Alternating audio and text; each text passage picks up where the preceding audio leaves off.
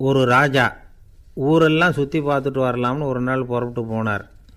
ஒரு இடத்துல தறி நெசவு வேலை ரொம்ப மும்முரமாக நடந்துக்கிட்டு இருந்தது. ஒரு பெரியவர் தறியால் நெசவு வேலை செஞ்சுக்கிட்டு இருந்தார். பக்கத்தில் ஒரு அழகான பொண்ணு உட்காந்து நூலை சுற்றிக்கிட்டு இருக்குது. ராஜா அந்த பெரியவரை பார்த்து யார் இந்த பொண்ணுன்னு விசாரித்தார். ராஜா அப்படி கேட்டதும் அவருக்கு ரொம்ப பெருமையாக போயிட்டுது. ஏன்னா உட்காந்துருந்தது அவரோட மகள். அரசே, இது என்னுடைய மகள். இவ வேகமாக நூல் திரிக்கக்கூடியவள். வைக்கோலை எடுத்து இவ திரிச்சா கூட அது எல்லாம் பவுனிழையாக வெளியில் வரும் அப்படின்னு ஒரு ராசி இவளுக்கு அப்படின்னு ரொம்ப பெருமையாக ராஜா கிட்ட சொன்னார். ராஜா இதை கேட்டதும் அசந்துட்டார். அப்படியா, இவ்வளவு அழகும் சாமர்த்தியமும் உள்ள இந்த பொண்ணு என்னோட வரட்டுமே, இவளை என் மருமகளாக ஆக்கிக்கிறேன் அப்படின்னார் ராஜா. அந்த பெரியவருக்கு ஒன்றும் புரியல. ஏதோ கொஞ்சம் பெருமையாக சொல்ல போவோ அது இப்படி ஆயிட்டுதே அப்படின்னு கவலைப்பட்டார். இருந்தாலும் ராஜா பேச்ச தட்ட முடியுமா, மகளை அனுப்பி வச்சுட்டார். ராஜா அந்த பொண்ணை அரண்மனைக்கு அழைச்சிட்டு வந்தார். அங்கே ஒரு அறையில் வச்சு பூட்டி விட்டார். அந்த ரூமு நிறைய வைக்கோலை கொண்டாந்து போட்டு அடைச்சாங்க. 3 ராட்டைகள் வேறு வச்சுருந்தாங்க. நாளைக்கு பொழுது விடியறதுக்குள்ளே நீ இந்த வைக்கோலையெல்லாம் தங்க இழைகளாக மாற்றி காட்டணும். நாளைக்கு காலம்புறம் வந்து நான் இந்த அறை கதவை திறப்பேன். உன் தகப்பன் சொன்னது மாதிரி எல்லாம் தங்கமாக மாறி இருக்கணும், இல்லைன்னா நீ உயிர் தப்ப முடியாது அப்படின்னு உத்தரவு போட்டார். பாவம் அந்த பொண்ணு என்ன பண்ணும், பகல் பூரா அழுதுகிட்டே உட்காந்துருக்குது. ராத்திரி பூராவும் தூக்கம் வரல. மறுநாள் அதிகாலை நேரத்தில் யாரோ கதவை தட்டுற சத்தம் கேட்டுது. பயந்துக்கிட்டே கதவை திறக்கிறா. திறந்து பார்த்தா வெளியில் 3 அவலட்சணமான பெண்கள். ஒருத்திக்கு வந்து கால் அகலமாக முறை மாதிரி இருக்குது, இன்னொருத்திக்கு கட்டை விரல் கரண்டி மாதிரி பெருசாக இருக்குது, 3வது பொண்ணுக்கு உதடு தடித்து ரப்பர் மாதிரி தொங்கிக்கிட்டு இருக்கு. யார் நீங்கள், உங்களுக்கு என்ன வேணும் அப்படின்னு கேட்குது இந்த பொண்ணு. நாங்கள் உங்களுக்கு உதவி செய்கிறதுக்கு தான் வந்திருக்கிறோம் அப்படின்னு சொல்லி உள்ளே வந்தாங்க. உட்காந்தாங்க. கொஞ்ச நேரத்துக்குள்ளே உள்ளே இருந்த வைக்கோலையெல்லாம் தங்க இழைகளாக மாற்றி கொடுத்துட்டு போயிட்டாங்க. காலையில் ராஜா வந்தார், பார்த்தார். ஆகா பேஷுனார். இன்னும் கொஞ்சம் வைக்கோலை கொண்டாந்து அந்த ரூமில் போட சொன்னார். இந்த வைக்கோலையும் இன்றைக்கி தங்கமாக மாற்றிவிடு, நாளைக்கு மறுநாள் உனக்கும் இளவரசனுக்கும் கல்யாணம்னு சொல்லிவிட்டார். இன்றைக்கி ராத்திரி அந்த 3 பொண்ணுங்களும் வந்தாங்க. வைக்கோலை பொண்ணு இழைகளாக மாற்றினாங்க, புறப்பட்டாங்க. இந்த பொண்ணு அவங்க காலில் விழுந்து வணங்கினா. என் உசுரை காப்பாற்றினீங்க, உங்களுக்கு நான் என்ன கைமாறு செய்ய போகிறேன் அப்படின்னா. பயப்படாத, நீ விரும்பினா எங்களுக்கு ஒரு உதவி செய்யலாம். உன்னுடைய கல்யாணத்துக்கு நாங்கள் 3 பேரும் வரோம். நீ எங்களை வந்து வரவேற்று ராஜாக்கிட்டேயும் இளவரசர்கிட்டையும் நாங்கள் வந்து உன்னோட பெரியப்பா பொண்ணுங்கன்னு சொல்லி அறிமுகப்படுத்தி வை, நாங்கள் விருந்து சாப்பிட்டுட்டு போயிடுறோம் அப்படின்னாங்க. ரொம்பவும் சந்தோஷமாக சரின்னு ஒத்துக்கிட்டா. கல்யாண நாள் வந்தது. கல்யாணம் ரொம்ப கோலாகலமாக நடந்துக்கிட்டு இருக்கு. எல்லா தேசத்து ராஜா ராணிகளும் வந்துக்கிட்டு இருக்கிறாங்க. அந்த 3 அவலட்சணமான பொண்ணுங்களும் வந்து சேர்ந்தாங்க. யார் இவங்கன்னு கேட்டார் ராஜா. என் பெரியப்பா பொண்ணுங்க அப்படின்னா அந்த பொண்ணு. காலும் உதடும் கட்டை விரலும் ஏன் இப்படி உங்களுக்கு அவலட்சணம் ஆயிட்டுது அப்படின்னு கேட்டார். அதுக்கு அந்த பொண்ணுங்க பதில் சொன்னாங்க. என்ன செய்கிறது, ஓயாமல் வைக்கோலை நூற்று ஒருத்தியோட கட்டை விரல் அப்படி கரண்டி மாதிரி ஆயிட்டுது. நாக்கில் தொட்டு தொட்டு திரிச்சதுனால ஒருத்தியோட உதடு அப்படி ஆயிட்டுது. காலால் கட்டையை அழுத்தி அழுத்தி தறி போட்டதுனால இன்னொருத்தையோட கால் அப்படி ஆயிட்டுது. உங்கள் மருமகளாக வந்திருக்கிற இந்த பொண்ணு அந்த 3ஐயுமே செய்ய தெரிஞ்சவ தான். என்ன ஆக போதோ இன்னும் கொஞ்ச நாளில் அப்படின்னாங்க. அவ்வளவுதான். ராஜா பயந்துட்டார். அம்மா, இன்னையிலேருந்து நீ இளவரசனின் மனைவி. நீ எப்பவும் அழகாக இருக்கணும். அதனால் நீ இனிமேல் வைக்கோலை திரிக்கவே கூடாது அப்படின்னு உத்தரவு போட்டார். அவளை இக்கட்டான சூழ்நிலையிலிருந்து காப்பாற்றின அந்த 3 பொண்ணுங்களும் சந்தோஷமாக திரும்பி போயிட்டாங்களாம். சுவாமி சின்மயானந்தர் இந்த கதையை சொல்லியிருக்கிறார். தன்னலம் மறந்து சுயலாபத்தை வந்து தியாகம் செய்கிறது வைக்கோல்ல இருந்து தங்க இழையை நூக்கிறது மாதிரி அப்படிங்கிறார் அவர். அது இருக்கட்டும், இப்போ நம்ம கதைக்கு வருவோம். ஒரு ராஜா தன்னோட மகனுக்கு சுயவரம் நடத்தினார். எல்லா தேசத்திலிருந்தும் ராஜகுமாரர்கள் வந்திருந்தாங்க. ராஜகுமாரியை கல்யாணம் பண்ணிக்கலாம்ங்கிற ஆசையில் சுயம்பர மண்டபத்திலேருந்து எல்லா ராஜகுமாரர்களும் அலறி அடிச்சுக்கிட்டு வெளியில் ஓடி வந்துக்கிட்டு இருக்கிறாங்களாம். ஏன் இப்படி எல்லாரும் மிரண்டு போய் ஓடி வர்றாங்கன்னு கேட்டார் ஒருத்தர். அதுக்கு இன்னொருத்தர் விவரம் சொன்னார். ராஜகுமாரியை இன்றைக்கி தான் அவங்க நேரில் பார்த்தாங்களாம், அதுதான் இப்படி ஓடி வந்துக்கிட்டு இருக்கிறாங்க அப்படின்னார். ஒரு பெரியவர் உட்கார்ந்துருக்கிறார். அவரை சுற்றி அவருடைய தோழர்கள் உட்காந்துருக்கிறாங்க. ஏதோ ஒரு முக்கியமான செய்தியை அவர் வந்து அவங்களுக்கு சொல்லிகிட்டு இருக்கிறார். அவங்களும் ஆர்வமாக கேட்டுக்கிட்டு இருக்கிறாங்க. இந்த சமயத்தில் யாரோ ஒரு ஆள் வேகமாக அங்கே வர்றார். வர்ற வேகத்திலேயே எனக்கு ஏதாவது உதவி செய்யுங்க அப்படின்னு கேட்டுக்கிட்டே வர்றார். கேட்குறது உதவி, ஆனால் குரல் வந்து மிரட்டுறது மாதிரி இருக்குது, அதட்டி கேட்குறது மாதிரி இருக்குது. இதை கேட்டதும் அந்த பெரியவர் ஆத்திரப்படலை. ஆனால் அவரை சுற்றி இருந்தவங்க ஆத்திரப்பட்டாங்க. இதை பெரியவர் கவனித்தார். கொஞ்சம் அமைதியாக இருங்கன்னார். வந்தவரை கூப்பிட்டார். அவருக்கு சில பொருள்களை கொடுத்தார். என்னங்க இப்போ உங்களுக்கு மகிழ்ச்சி தானே அப்படின்னார். ஆ அப்படின்னு அலட்சியமாக அவர் சொல்கிறார். நான் உங்களை நல்ல முறையில் நடத்தினேன்னா அப்படின்னு கேட்குறாரு அவர் மறுபடியும். அதெல்லாம் ஒன்றும் இல்லை அப்படின்னு சொல்லி அவர் சொல்லிகிட்டு இருக்கிறாரு. குரலில் கடுமை குறையில. சுற்றி இருந்தவங்களால் இதை பொறுத்துக்க முடியல. கோபத்தோடு அவரை நோக்கி நெருங்க ஆரம்பித்தாங்க. பெரியவர் அவங்களையெல்லாம் தடுத்து நிறுத்தினார். வந்தவரை வாங்க என்னோட அப்படின்னு சொல்லி அழைச்சிட்டு போனார். வீட்டுக்கு போனார். அங்கே போனதும் இன்னும் சில பொருள்களை எடுத்து அவர்கிட்ட கொடுத்தார். இப்போ திருப்தி தானே, நான் உங்ககிட்ட நல்ல முறையில் நடந்துக்கிட்டேனா அப்படின்னார். அவர் முகம் இப்போ தான் கொஞ்சம் மலர்ந்தது. ரொம்ப நன்றி, இறைவன் உங்கள் குடும்பத்துக்கு எல்லா நன்மைகளையும் செய்வான் அப்படின்னு சொன்னார். இதே வார்த்தைகளை என்னுடைய தோழர்கள்கிட்டே சொல்லிட்டீங்கன்னா அவங்க கோபம் தணிஞ்சிரும், வர முடியுமான்னார். கண்டிப்பாக வர்றேன் அப்படின்னாரு. மறுநாள் காலையில் அந்த இடத்துக்கு வந்தார். அதே மாதிரி சொல்லிவிட்டு அவர் போயிட்டார். தோழர்கள்லாம் ரொம்ப வியப்போடு பெரியவரை பார்த்தாங்க. அந்த பெரியவர் தான் நபிகள் நாயகம். அவர் சொன்னார், ஒருத்தன் ரொம்ப ஆசையாக ஒரு ஒட்டகத்தை வளர்த்துக்கிட்டு வந்தான். ஒரு நாள் அந்த ஒட்டகம் கயத்தை அறுத்துக்கிட்டு ஓடி போயிட்டுது. அக்கம் பக்கத்தில் இருக்கிறவங்கெல்லாம் அந்த ஒட்டகத்தை பிடிக்கிறதுக்கு முயற்சி பண்ணாங்க. அதை துரத்திக்கிட்டு ஓடினாங்க. ஒட்டகம் தாறுமாறாக ஓட ஆரம்பிச்சிது. இந்த சமயத்தில் ஒட்டகத்தை வளர்த்தவன் அங்கே ஓடி வந்தான். நீங்கள் அதை ஒன்றும் செய்ய வேணாம், விட்டுருங்க. அதோட சுபாவம் எனக்கு நல்லா தெரியும். அதை சுலபமாக என்னோடய வழிக்கு கொண்டுட்டு வந்துட முடியும். நான் பார்த்துக்கிறேன், விட்டுருங்கோ அப்படின்னா. எல்லோரும் விலகி போயிட்டாங்க. இவன் என்ன செஞ்சான் தெரியுமா? கொஞ்சம் புல்லை கையில் எடுத்துக்கிட்டு அந்த ஒட்டகத்தை நெருங்கினான். அவ்வளவுதான். அது ஓடி இவன் காலடியில் உட்காந்துக்கிட்டது. செல்லமாக அதை அப்படியே தடவி கொடுத்தான். முதுகில் ஏறி உட்காந்துக்கிட்டான். அது பாட்டுக்கு சாதுவாக நடந்து போகுது. இந்த கதையை நபிகள் நாயகம் தம்முடைய தோழர்களுக்கு சொல்கிறார். ஒட்டகத்தை மட்டும் இல்லை, சில மனிதர்களையும் கூட சில விதத்தில் அணுகி தான் அவர்களை சீர்திருத்த வேண்டியிருக்குது அப்படிங்கிறத அவங்களுக்கு உணர்த்தினார். இது ஒரு அழகான உளவியல் அணுகுமுறை. சில குடும்ப தலைவர்கள் கூட இந்த ஒட்டகம் மாதிரி நடந்துக்கிறது உண்டு. அப்புறம் அடங்கி போகிறதும் உண்டு. ஒரு குடும்ப தலைவர் காலையில் எழுந்திரிச்சதுலேருந்து சத்தம் போட்டு கத்திக்கிட்டு இருப்பார். பக்கத்தில் இருந்தவங்கெல்லாம் ஓடி போய் சமாதானம் பண்ணி பார்த்தாங்க. அவர் ஓயறது மாதிரி தெரியல. கடைசியில் அவர் மனைவி வந்தாங்க.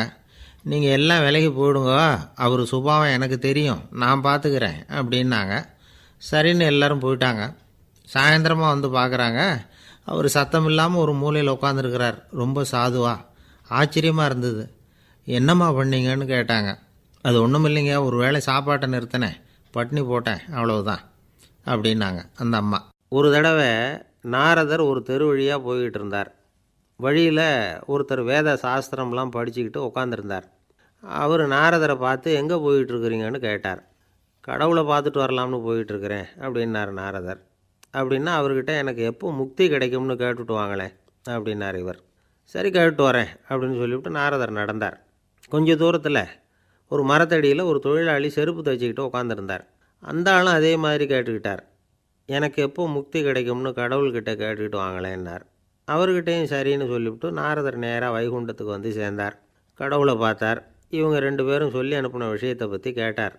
அதுக்கு கடவுள் சொன்னார், அந்த செருப்பு தைக்கிற தொழிலாளி உடல் நீத்ததும் உடனே என்னை அடைவான். ஆனால் அந்த சாஸ்திரம் படித்த ஆள் இப்போதைக்கு என்கிட்ட சேரமாட்டான். அவன் இன்னமும் பல பிறவிகள் எடுத்து அங்கேயே இருக்க வேண்டியிருக்குது. எப்போ இங்கே சேருவான்னு எனக்கே தெரியாது அப்படின்னார். நாரதருக்கு இதோட ரகசியம் என்னங்கிறது புரியல. எனக்கு ஒன்றும் புரியலையேன்னாரான் கடவுள்கிட்ட. சீக்கிரம் புரிஞ்சுக்குவேன், நீ திரும்பி போகிறப்போ நான் இங்கே வைகுண்டத்தில் என்ன செஞ்சுக்கிட்டு இருக்கேன்னு கேட்டால், ஒரு ஊசியின் துவாரத்தில் ஒரு யானையை கோத்துக்கிட்டு இருக்கிறேன்னு அவங்கக்கிட்ட சொல்லு அப்படின்னார் கடவுள் சிரிச்சுக்கிட்டே. நாரதர் பூமிக்கு திரும்பினார். கடவுளை பார்த்தீங்களா, எப்படி இருக்கார் அப்படின்னு விசாரித்தார் வேத சாஸ்திரம் படித்தவர். ஓ பகவானா, அவர் யானையை ஊசியின் காதில் நுழைச்சிக்கிட்டு இருக்கிறார் பார்த்தேன்னார் நாரதர். ஊசி காதில் யானையா, அது எப்படி முடியும்? நீங்கள் சொல்கிறத நான் நம்ப மாட்டேன்னு விட்டார் அவர். சரி, இந்த ஆளுக்கு இறைவன் பேரில் நம்பிக்கை இல்லை அப்படிங்கிறத நாரதர் புரிஞ்சுக்கிட்டார். அடுத்தபடியாக அந்த தொழிலாளி இருந்த இடத்துக்கு போனார். இறைவனை பார்த்தீங்களான்னு கேட்டார் அவர். பார்த்தேன், ஒரு ஊசி துவாரத்தில் யானையை கோத்துக்கிட்டு இருந்தார் அப்படின்னு சொல்லிவிட்டு நாரதர் அந்த ஆள் முகத்தை கவனித்தார். அந்த தொழிலாளி இதை கேட்டுட்டு கொஞ்சம் கூட ஆச்சரியப்படலை. அவரால் முடியாத காரியம் கூட உண்டானார். என்ன இப்படி சொல்கிற, ஊசியின் துவாரத்தில் யானையை கோக்க முடியும்னு நீ நம்புறியா அப்படின்னு கேட்டார் நாரதர். நிச்சயமாக நம்புகிறேன்னார் அவர். அது எப்படி அப்படின்னு கேட்டார் இவர். இதோ பாருங்கள், நான் இந்த ஆலமரத்தடியில் தான் தினமும் உட்காந்துருக்கிறேன். தினமும் இந்த மரத்திலிருந்து எவ்வளவோ பழம் கீழே விழுது. இந்த பழத்தில் இருக்கிற ஒவ்வொரு விதையிலேயும் உள்ள ஒரு ஆலமரம் இருக்குது. ஒரு சின்ன விதைக்குள்ளே ஒரு பெரிய ஆலமரம் இருக்க முடியுங்கிறப்ப ஊசி துவாரத்தில் கடவுள் யானையை நுழைய வச்சாருங்கிறத ஒத்துக்கிறதுல என்ன கஷ்டம் இருக்குது அப்படின்னு ரொம்ப சர்வசாதாரணமாக பதில் சொன்னாராம் அந்த தொழிலாளி. நாரதர் யோசனை பண்ணார். இந்த தொழிலாளி வேத சாஸ்திரங்களையெல்லாம் படிக்கலைன்னா கூட அறிவுபூர்வமாக சிந்தித்து இறைவனை நம்புகிறான். அதனால தான் கடவுள் இந்த ஆளுக்கு சீக்கிரம் முக்தி கிடைக்கும்னு சொன்னார் அப்படிங்கிறத புரிஞ்சுக்கிட்டாராம். இந்த கதையில் வர்ற கடவுள், நாரதர், வைகுண்டம் இதெல்லாம் ஒரு பக்கம் இருக்கட்டும், ஒரு சின்ன விதைக்குள்ளே ஒரு பெரிய ஆலமரம் தூங்கிக்கிட்டு இருக்கு அப்படிங்கிற உண்மை, அந்தரத்தில் 1000 கிரகங்கள் சுற்றிக்கிட்டு இருக்குங்கிற உண்மை, இதெல்லாம் நாம் பார்த்துக்கிட்டு தானே இருக்கிறோம். இந்த உண்மைகள் அதிசயமாக நமக்கு தெரியறதுனால அதை நம்பாமல் இருந்துட முடியாது. இயற்கையை பரிபூர்ணமாக நம்புங்கள், அந்த நம்பிக்கையே நம்ம வாழ்க்கைக்கு ஆதாரம் அப்படிங்கிறத விளக்கிறதுக்காக தான் இந்த கதை. இந்த காலத்தில் நம்ம பிள்ளைங்களுக்கெல்லாம் இது மாதிரி நம்பிக்கை அதிகமாகவே இருக்குது. ஒரு நாள் ஒரு சின்ன பையன்கிட்ட கேட்டேன், ஏன்பா கடவுள் ஒரு பானைக்குள்ளே ஒரு யானையை நுழைய வச்சுட்டாருன்னு சொன்னால் அதை நீ நம்புவியா அப்படின்னு கேட்டோம். நம்புவேன் சார், அது ஒன்றும் பெரிய அதிசயம் இல்லைன்னா. எப்படிறான்னு கேட்டோம். எப்படின்னா அந்த பானை அந்த யானையை விட பெருசாக இருந்திருக்கும், அவ்வளவுதான் அப்படின்னு சொல்கிறான். ஒரு ஊரில் ஒரு ராஜா இருந்தார். அவர் அடிக்கடி காட்டுக்கு வேட்டையாட போவார். சில நண்பர்களையும் கூட அழைச்சிக்கிட்டு போவார். காட்டுக்கு போனதும் ஆளுக்கு ஒரு பக்கமாக போய் வேட்டையாடுவாங்க. சாயந்தரமாக திரும்பி வருவாங்க. மறுநாள் அரண்மனையில் உட்காந்து ஒவ்வொருத்தரும் அவங்க அனுபவங்களை எல்லாம் சொல்லிக்குவாங்க. அவங்க வீரத்துக்கு தகுந்த மாதிரி பரிசை அந்த ராஜா கொடுப்பார். இது மாதிரி ஒரு தடவை எல்லோரும் வேட்டைக்கு போயிட்டு திரும்பி வந்ததும் உட்காந்து பேச ஆரம்பிச்சிருக்கிறாங்க. ஒருத்தன் சொன்னான், தன்னுடைய வீர தீர செயலை பற்றி அளக்க ஆரம்பிச்சிட்டான். ஏன்னா அதுக்கு பரிசு கிடைக்க போகுதில்ல, அதனால். அவன் என்ன சொன்னான் தெரியுமா? அரசே, நேற்றுக்கு காட்டில் என்னாச்சு தெரியுமா? எனக்கு நேராக ஒரு சிங்கம் வாயை திறந்துக்கிட்டு வந்துட்டுது. நான் பயப்படவே இல்லை. உடனே ஒரு கல்லை எடுத்து குறி பார்த்து வீசினேன். சிங்கத்து வாய்க்குள்ளே போய் அந்த கல் மாட்டிக்கிட்டுது. அவ்வளவுதான். அந்த சிங்கம் என்னை பார்த்துட்டு பயந்துட்டு ஒரே ஓட்டமாக திரும்பி ஓடி போயிட்டுது அப்படின்னா. ஆஹா பலே அப்படின்னு எல்லாரும் கை தட்டினாங்க. 2வது ஆள் ஒருத்தன் எழுந்திரிச்சான். அவன் சொல்ல ஆரம்பித்தான், அரசே, நான் போன வழியில் 2 பெரிய மலைப்பாம்பு கிடந்தது. என்னை முழுங்கிறதுக்கு வந்தது. நான் என்ன பண்ணேன் தெரியுமா? அந்த 2 பாம்போட வாலையும் ஒன்றா சேர்த்து முடிச்சு போட்டுட்டேன். அவ்வளவுதான்.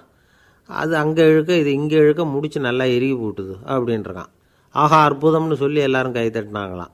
அடுத்தபடியாக 3வது ஆள் ஒருத்தன் வந்தான். அவன் சொல்ல ஆரம்பித்தான், மன்னா, நான் போன பாதையில் குறுக்க ஒரு ஆறு, அதில் இறங்கி குளித்தேன். யாரோ காலை பிடிச்சி இழுக்கிறது மாதிரி இருந்தது. திரும்பி பார்த்தா ஒரு பெரிய முதலை.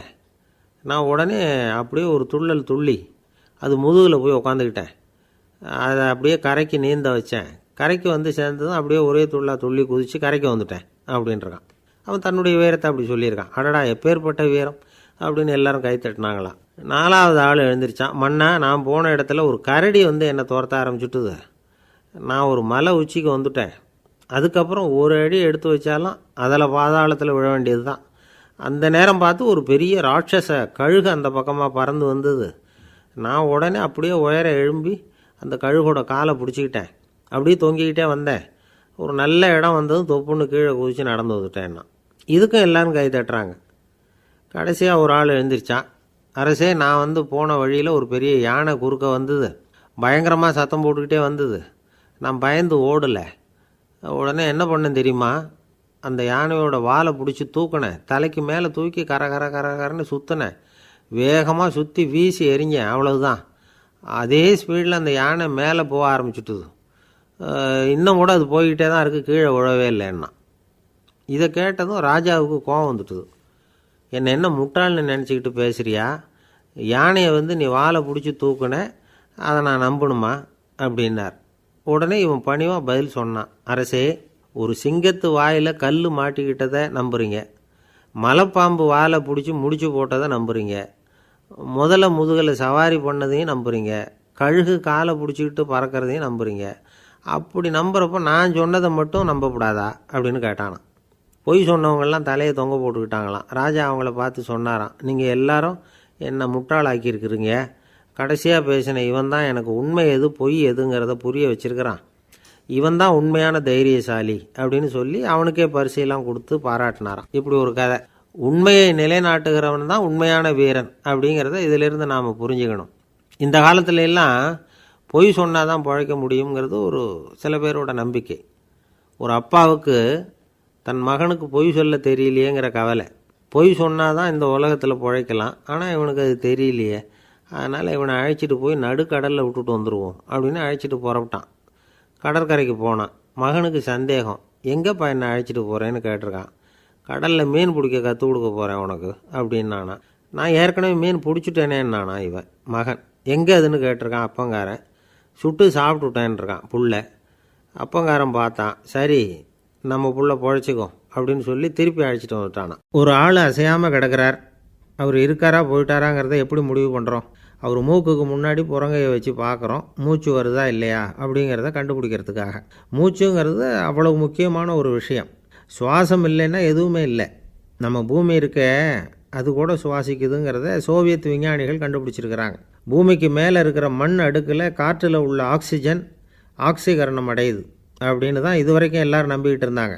ஆனால் இப்போ என்ன கண்டுபிடிச்சிருக்கிறாங்கன்னா, அந்த ஆக்சிஜன் பூமிக்குள்ளே 1 கிலோமீட்டர் ஆழம் வரைக்கும் ஊடுருவி போகுதான். பூமிக்குள்ளே 2 பக்கமும் பல கிலோமீட்டர் வரைக்கும் பரவுதான். பூமிக்குள்ளே இருக்கிற நீர்நிலை அடுக்குகள் தான் நுரையீரல் செய்கிற வேலையை செய்யுதான். நம்ம உடம்புல நுரையீரல் இல்லைன்னா ஒன்றும் நடக்காது. ஒரு மரத்தை தலைகீழாக தொங்க போட்டால் எப்படி இருக்கும்? அப்படி யோசிச்சு பாருங்கள். அப்படி தான் இதுவும், நுரையீரலும் அப்படி தான் இருக்கும். வலது பக்கம் ஒன்று, இடது பக்கம் ஒன்று. வலது பக்கம் நுரையீரல் கொஞ்சம் பெருசாக இருக்கும். நுட்பமான நரம்பு குழாய்கள் அதில் இருக்கும். கோடிக்கணக்கான நுண்ணிய குழாய்களை வச்சுக்கிட்டு தான் அது வேலை செய்யுது. 25 கோடி குழாய்கள் இருக்கும். அதை அப்படியே முழுசாக பிரித்து பரப்புனா ஒரு டென்னிஸ் கோர்ட்டில் பாதி பரப்பளவு இருக்குமா. நுரையீரல் நிறம் கருஞ்சிவப்பு தான். புகை அதிகமாக உள்ளே போச்சுன்னா அது கருப்பாயிடுது. காற்றுல உள்ள பிராணவாயுவை இது இழுத்து எடுத்துக்கிட்டு ரத்தத்தை சுத்தப்படுத்துகிற முக்கியமான வேலையை இது செய்யுது. அசுத்த காற்றை வெளியில் அனுப்பி வச்சுருது. ஒருத்தர் வேகமாக ஓடி வரார், அவருக்கு மூச்சு இறைக்கும். பயங்கரமாக எதையாவது பார்த்து விடுறார், உடனே மூர்ச்சை ஆகிடுவார். இது மாதிரி சமயங்களில் வேறு எந்த தூண்டுதலும் இல்லாமல் நுரையீரல் தானாகவே இயங்கும். இப்படி ஒரு அவசியம் ஏற்படுறப்போ இயக்கத்தை தூண்டி விடுற முக்கியமான இணைப்பு மூளைக்கு கீழே முதுகு எலும்புக்கு மேற்பகுதியில் இருக்குது. அது உடனே சுவாசத்துக்கு அவசர உதவியை கொடுக்குது. இப்போ ஒருத்தர் பேசாமல் உட்காந்துருக்கார். இந்த சமயத்தில் அவருக்கு 1 பங்கு காற்று தேவைப்படுதுன்னு வச்சுக்கோங்க. அவர் எழுந்திரிச்சு நடக்கும் பொழுது 1.5 மடங்கு தேவைப்படும். ஓடினார்னா 3 மடங்கு தேவைப்படும். படுத்துருக்கிறப்ப 1/2 மடங்கு தான் தேவைப்படும். இதுக்கு நிமிஷத்துக்கு 16 தடவை மூச்சு விட்டாகணும்.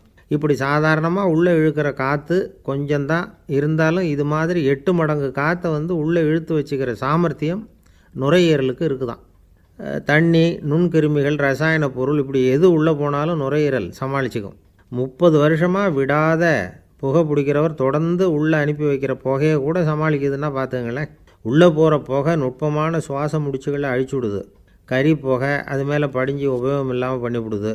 ஆனாலும் தேவைக்கு அதிகமாக 8 மடங்கு கூடுதலாக சுவாச முடிச்சுகள் நம்ம உடம்புக்குள்ளே இருக்கிறதுனால சமாளிக்க முடியுது. சமாளிக்க முடியலன்னா சில சமயம் மூச்சு திணறும். அதை ஒரு எச்சரிக்கையாக எடுத்துக்கிட்டு புகை பிடிக்கிற பழக்கத்தை விட்டுடணும். அதுதான் நல்லது. ஆனால் அப்படி யார் விடுறது? இணை பிரியாத 2 நண்பர்கள் இருந்தாங்களாம். 2 பேரும் விடாமல் சிகரெட்டு குடிக்கிறவங்க. அதில் ஒருத்தன் செத்து போட்டான். இன்னொருத்தன் அதுக்கப்புறம் 2 சிகரெட்டாக குடிக்க ஆரம்பித்தானான். ஏன் இப்படி பண்ணுறேன்னு கேட்டிருக்காங்க. நான் 1 சிகரெட்டு தான் குடிக்கிறேன், செத்து போன என்னுடைய ஃப்ரெண்டு இருக்கானே செத்து போனவன், அவனுக்காக இன்னொரு சிகரெட்டு குடிக்கிறேன் அப்படின்னு நானா. இது ரொம்ப ஆபத்து, விட்டுடு அப்படின்னு சொல்லியிருக்காங்க. சரின்னு ஒத்துக்கிட்டான். ஆனால் அதுக்கப்புறமும் 1 சிகரெட் வீதமாக குடிச்சிக்கிட்டே இருந்தான். சிகரெட்டு பழக்கத்தை நீ இன்னும் விடலையான்னு கேட்டாங்களாம்.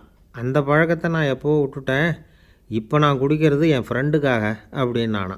இவங்கெல்லாம் எப்படி திருந்துறது? கங்கை கரை தோட்டம் பக்கத்தில் ஒரு ஆசிரமம். அங்கே ஒரு பெரியவர் தங்கியிருக்கிறார். அவர் தான் ராமகிருஷ்ண பரமஹம்சர். அந்த ஆசிரமம் இருந்த இடம் கரக்பூர். வங்காளத்தில் பொதுவாக எல்லோரும் மீன் சாப்பிட்றது உண்டு.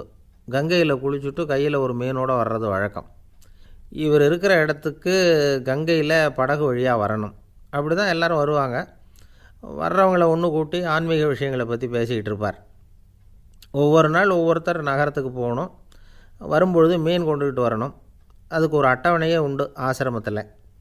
அது பிரகாரம் ஒரு நாள் சுவாமி யோகானந்தர் படகில் போனார். படகை செலுத்தினவங்க ராமகிருஷ்ணரையும் சுவாமி யோகானந்தரையும் மற்றவங்களையும் பித்தர்கள் அப்படின்னு சொல்லி ஏளனமாக பேசினாங்க. அவங்க என்ன பைத்தியம் பிடிச்சவங்க அப்படிங்கிறது மாதிரி. சுவாமி யோகானந்தருக்கு ரொம்ப மென்மையான இதயம். இவங்க இப்படி கண்ணாபின்னான்னு பேசுகிறத பார்த்தா மீனை வாங்கிட்டு திரும்புகிறப்போ என்ன நடக்குமோ அப்படிங்கிற பயம் வேறு வந்துட்டுது அவருக்கு. அவ்வளவு மென்மையானவர்.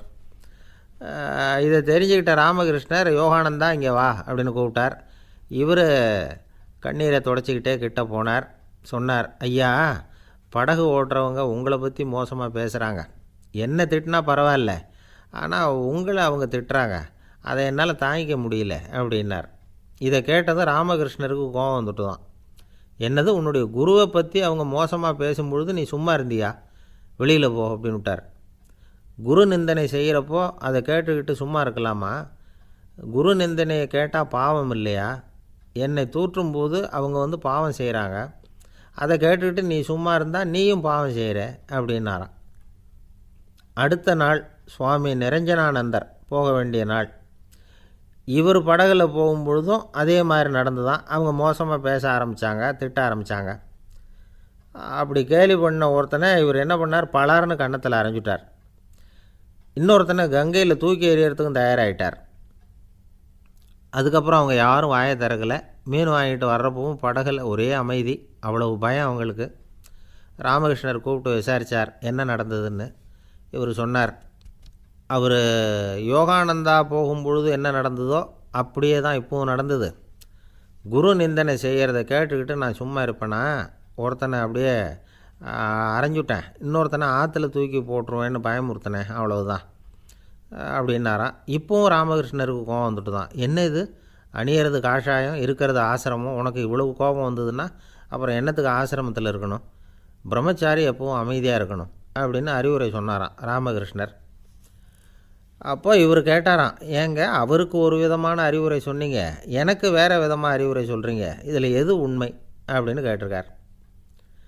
இதுக்கு ராமகிருஷ்ணர் சொன்ன பதில் என்னென்னா, அட அசடே, சக்கரத்தில் காற்று அதிகமாக இருந்தால் குறைக்கணும், குறைச்சலாக இருந்தால் கூட்டணும். அவன் சாது, அவனுக்கு அதிக உணர்ச்சி தேவை, உனக்கு படபடப்பு அதிகம், உனக்கு பொறுமை தேவை அப்படின்னாராம். இதில் உள்ள கருத்து என்னென்னா, கல்விங்கிறது எப்படின்னா அதை சூழ்நிலைக்கு தகுந்த மாதிரி கற்பிக்கணும். எல்லாருக்கும் ஒரே மாதிரி கற்பிக்கக்கூடாது. கேட்குறவர் தகுதி, புரிஞ்சுக்கிற திறமை, இதை பொறுத்து கல்வி அமையணும். ஆரம்ப காலத்தில் ஒரு குரு, அப்போ ஒரு சீடன் இருந்தான். அது வேடிக்கையான குரு, வேடிக்கையான சீடன். ஒரு ஆசிரமம். ஒரு நாள் ஒருத்தன் அவசரமாக அந்த குருவை தேடி வந்திருக்கிறான். என்ன விஷயம்னு விசாரித்தார் குரு. உங்கள் சீடர் என்னை அடிச்சுட்டார் அப்படின்னு புகார் பண்ணானான் அந்த ஆள். குரு சீடனை கூப்பிட்டார். அடிச்சியா இந்த ஆளை அப்படின்னு கேட்டாரான். ஆமான் இருக்கான் சீடன். ஏன் அடித்தே அப்படின்னு கேட்டாரான். இந்த ஆள் உங்களை பற்றி மட்டமாக பேசிவிட்டான், என்னால் அதை தாங்கிக்க முடியல, அதனால தான் அடிச்சுட்டேன்ருக்கான். அப்படி என்ன பேசினான் அப்படின்னு கேட்டாரான்.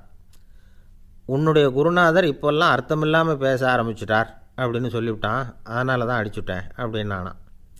அதுக்காக அடித்தே அப்படின்னாரான். நான் அதுக்காக அடிக்கலை குருவே, இப்போல்லாம் நீங்கள் அர்த்தமில்லாமல் பேசுகிறதாக அவன் சொல்கிறான், அப்படின்னா இதுவரைக்கும் நீங்கள் அர்த்தத்தோடு பேசினதாகத்தானே அர்த்தம், அது தப்பு தானே, அதனால தான் அடித்தேன் அப்படின்னானா. வங்க நாவலாசிரியர் சரத் சந்திரர் ஒரு நண்பர் அவர்கிட்ட வந்தார். வழக்கமாக எல்லா எழுத்தாளர்கள்கிட்டையும் கேட்குற ஒரு கேள்வியை கேட்டார். நீங்கள் எழுத்துத்துறைக்கு வந்தது எப்படி? இதுதான் கேள்வி. அதை தெரிஞ்சு என்ன பிரயோஜனம்னார் சரத் சந்திரர். சும்மா சொல்லுங்களேன், தெரிஞ்சுக்கிறேன் அப்படின்னார் வந்தவர். சரி சொல்கிறேன்னு ஆரம்பித்தார். நான் ரங்கூனில் வேலை பார்த்துக்கிட்டு இருந்தேன். சம்பளம் பத்தலை. வேலையும் பார்த்துக்கிட்டு ஒரு பலசரக்கு கடை வைக்கலாம்னு நினச்சேன். என்னால் மளிகை கடை வச்சு சரியாக நடத்த முடியுமாங்கிற சந்தேகம் என் மனைவிக்கு. அதை சோதனை பண்ணி பார்க்கணுங்கிறதுக்காக சில பொருள்களின் அளவு, அதோட விலை, இப்படி சிலதை சொல்லி எல்லாத்தையும் மனக்கணக்காக கூட்டி போட சொன்னாங்க. என்னால் சரியாக கூட்டி சொல்ல முடியல.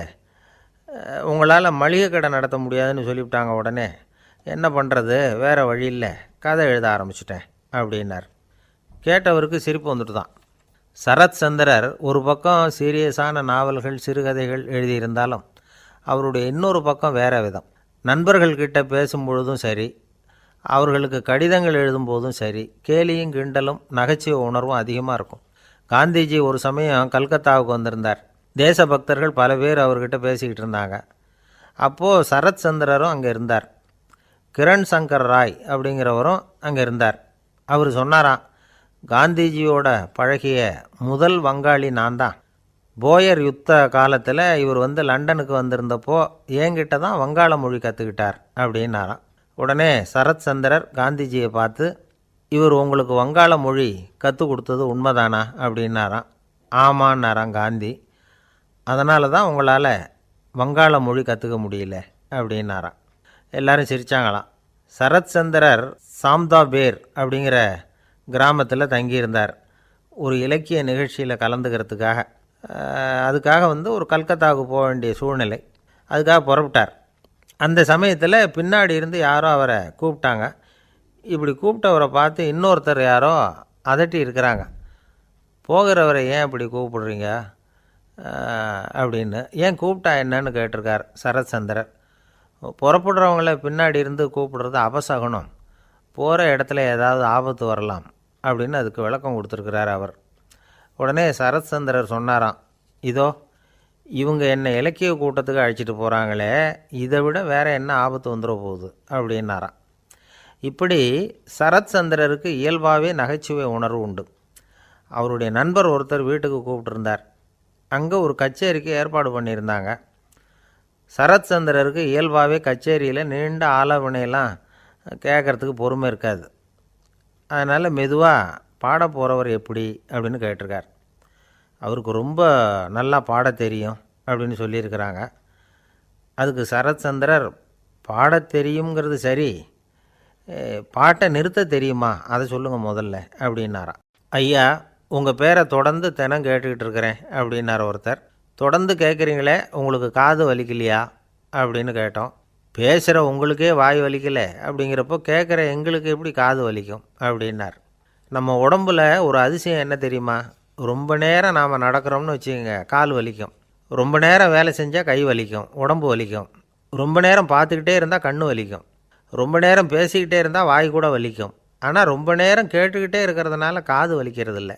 அதனால் கேட்குறதுக்கு முக்கியத்துவம் கொடுத்தாங்க நம்ம பெரியவங்க. திருவள்ளுவர் தேவையில்லாமல் வார்த்தைகளை உபயோகப்படுத்த மாட்டார். ஒரு திருக்குறள்னு எடுத்துக்கிட்டாவே அதில் மொத்தம் 7 வார்த்தைகள், அவ்வளவுதான். அப்படி 7 வார்த்தைகள் மட்டுமே உள்ள ஒரு திருக்குறளில் வள்ளுவர் ஒரே வார்த்தையை 5 தடவை உபயோகப்படுத்தியிருக்கிறார், திரும்ப திரும்ப பயன்படுத்தியிருக்கிறார். அப்படின்னா அதை எந்த அளவுக்கு வலியுறுத்தி சொல்கிறார் அப்படிங்கிறத நாம் புரிஞ்சுக்கணும். அது என்ன குறள்? செல்வத்துள் செல்வம் செவிச்செல்வம், அச்செல்வம் செல்வத்துள் எல்லாம் தலை. செவிச்செல்வம்ங்கிறது அவ்வளவு முக்கியமானது. கற்றலின் கேட்டல் நன்று. அதிகம் கேட்கணுங்கிறதுக்காகத்தான் எவ்வளவு கேட்டாலும் காது வலிக்கிறதில்ல. குறைச்சலாக பேசணும், அதிகமாக கேட்கணும். இன்னொரு விஷயம் கவனிங்க. நம்ம உடம்பில் கண்ணுக்கு மூடி இருக்குது, எதையாவது நாம் பார்க்க விரும்பலைன்னா உடனே கண்ணை மூடிக்கலாம். நம்ம வாய்க்கு மூடி இருக்குது, பேச விருப்பம் இல்லையா, வாயை மூடிக்கலாம். மூக்குக்கு கூட மூடிக்கிற வசதி இருக்குது, எதையாவது முகர விருப்பம் இல்லையா, மூச்சை அடக்கிக்கலாம். ஆனால் பாருங்கள், காதுக்கு மூடி கிடையாது, அதை கையால் தான் மூட முடியும். யார் என்ன சொன்னாலும் அது நல்லதோ கெட்டதோ காதில் விழுந்துக்கிட்டு தான் இருக்கும். அறிவு தான் நல்ல விஷயங்களை எடுத்துக்கிட்டு கெட்ட விஷயங்களை விட்டுடணும். நல்ல கருத்துக்கள் நம்ம காதில் நிறைய விழுந்துக்கிட்டே இருக்கணும். அதை கேட்டு நாம் நல்லபடியாக வாழணுங்கிறது தான் படைப்பின் விருப்பம். ஆன்மீகவாதிகள் கூட ஒன்று சொல்லுவாங்க. அதாவது, ஆன்மீக பாதையில் நீங்கள் முன்னேறணும்னா முதல்ல சிரவணம் செய்யணும்பாங்க. அதாவது பெரியவங்க சொல்கிற நல்ல கருத்துக்களை கேட்கணும் அப்படின்னு அதுக்கு அர்த்தம். அதனால் யார் நல்ல கருத்துக்களை சொன்னாலும் அதை காது கொடுத்து கேளுங்க. இவ்வளவு கருத்துக்களையும் நம்ம நேயர் ஒருத்தர்கிட்ட சொல்லிகிட்டு இருந்தோம். அவரும் சரி சரின்னு தலையாடிக்கிட்டே இருந்தார். அப்புறம் சொன்னார், நீங்கள் சொல்கிறது சரிதான் சார், காதுக்கு மூடி இல்லைங்கிறது ரொம்ப சரி. அதனால தான் உங்கள் தகவல் கூட நாங்கள் விரும்புகிறோமோ இல்லையோ தினம் காதில் விழுந்துக்கிட்டு இருக்குது அப்படின்னார். எங்களுக்கு ரொம்ப பெருமையாக இருந்தது. அப்படியா அப்படின்னோம். ஆனாலும் என்ன மாதிரி சில பேர் நீங்கள் தகவல் சொல்கிற சமயத்தில் காதில் மூடி இல்லையேன்னு சொல்லி கவலைப்படுறதில்ல சார் அப்படின்னார். ஏன்னு கேட்டோம். காதை மூடுறதுக்கு தானே வசதி இல்லை, ரேடியோவை மூடுறதுக்கு வசதி